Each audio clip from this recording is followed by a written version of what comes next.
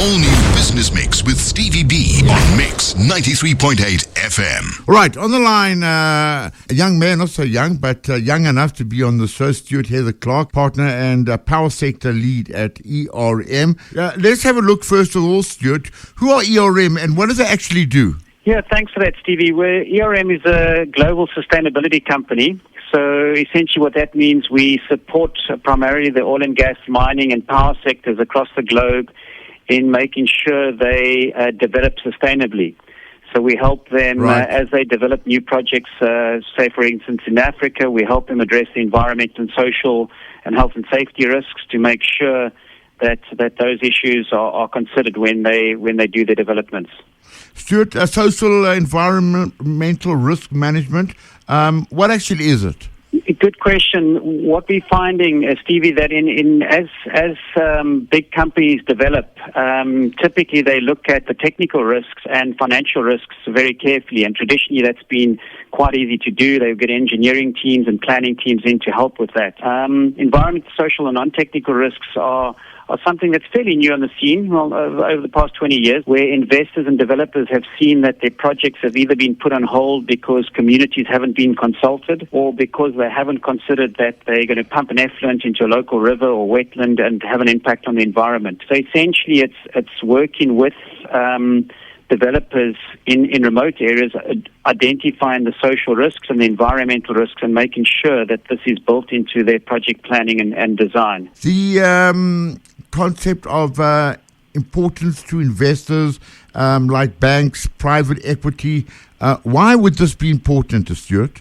That's also an interesting question. As these risks have evolved and as people and communities have become more aware of their rights in terms of being compensated for moving off land or from pollution coming from industries, investors have become more and more involved, and they've realized that the investments are sometimes at risk. So if they've invested in a power plant that then affects a local community through air pollution, and the communities then basically protest against that development, and the development gets stopped, or the operational phase, during the operational phase it's stopped, the investors will start losing money. Right. So they've realized over the years that considering these risks before they invest is very important. Yeah. And about 10 years ago, so something called the Equator Principles was developed. I think it was by Citibank.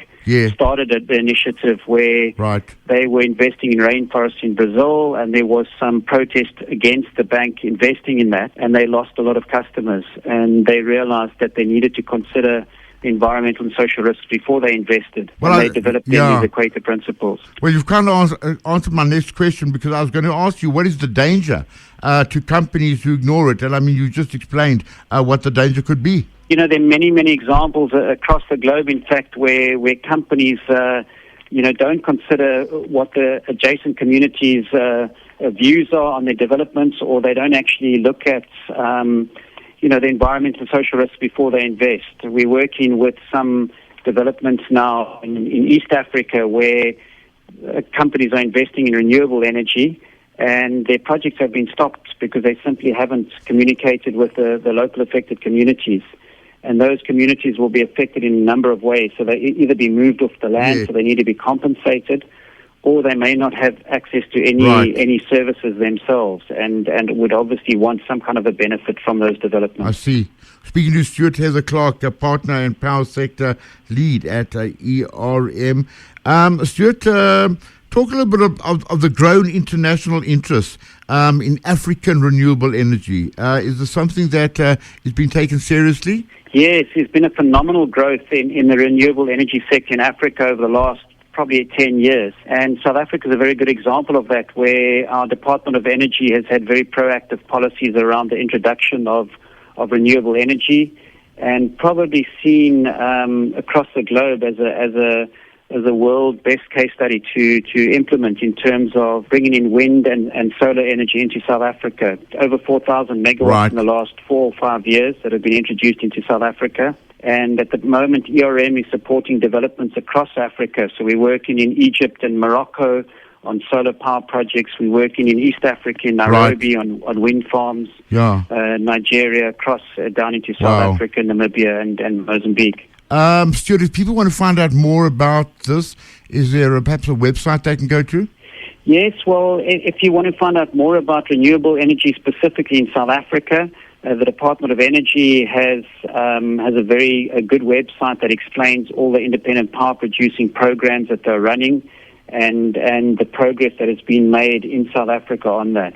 Excellent there. Interesting stuff. Something that you've got to take very, very seriously today in business. Stuart Heather-Clark, thank you so much for being on the Business Mix. Perfect. Thanks, Stevie. Anytime. Okay. The all-new Business Mix with Stevie B on Mix 93.8 FM.